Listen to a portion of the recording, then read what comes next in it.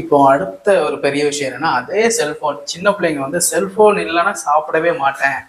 அடம் பிடிக்கிற அளவுக்கு வந்து இப்போ சூழ்நிலை இருக்கு. பேரண்ட்ஸ் வந்து கையில செல்ஃபோன குடுத்தா தான் அவங்களுக்கு வந்து ஒரு வாய் சோறே ஊட்ட முடியுது. ஸோ இது வந்து எப்படியான பாதிப்பை ஏற்படுத்தும்? இப்படி குடுத்து சாப்பிட வைக்கிறது நல்லதா? நல்லதா அப்படின்னு கேட்டோம் அப்படின்னா கண்டிப்பா அது நல்லது கிடையாதுதான். இப்போ அந்த காலத்துல நமக்குலாம் நிலாவை காமிச்சு சோறு கொடுத்தாங்க.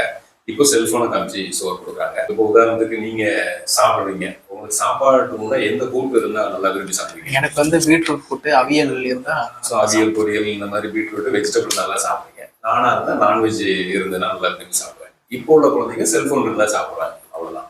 சரியா? நம்ம எப்படி கூட்டு பொரியல் வச்சு சாப்பிடணும் அது மாதிரி அவங்க செல்போன் வச்சு தான் சாப்பிடுறாங்க. ஆனா இது நல்ல பழக்கம் கிடையாது. இந்த பழக்கத்தினால பிள்ளைங்க என்ன பண்றாங்க, செல்போன் இல்லாம அவங்களால சாப்பிட முடியாது, விழுங்க முடியாது. அது விழுங்கும் திறன் வந்து குறைய ஆரம்பிச்சிடும். அது போக பசிக்கும் திறனும் குறைஞ்சிரும். அது பிள்ளைங்களுடைய மூளை நரம்புகளையும் கண்டிப்பா பாதிக்கும்.